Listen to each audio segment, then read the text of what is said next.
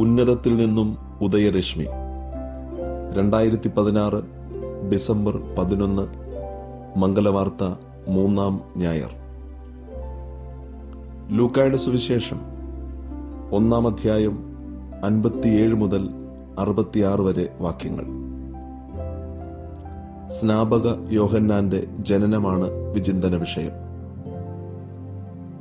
കർത്താവിന്റെ കരുണയുടെ വാഴ്ത്തലാണ് വചനഭാഗത്തിന്റെ കാതൽ.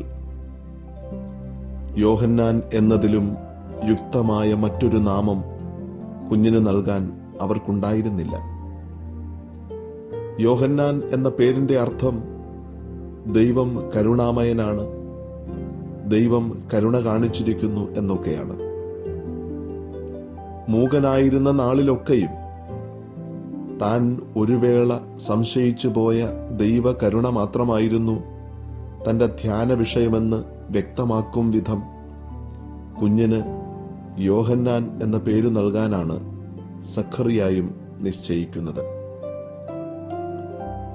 താൻ കർത്താവിന്റെ ആലയത്തിൽ വെച്ച് രഹസ്യത്തിൽ സംശയിച്ച ദൈവത്തിന്റെ അനന്ത കരുണയെ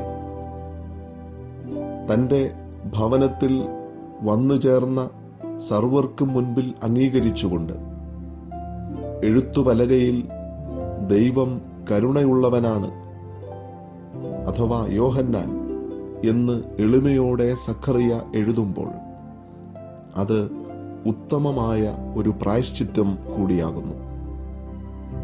നാവ് സ്വതന്ത്രമാകുന്നു.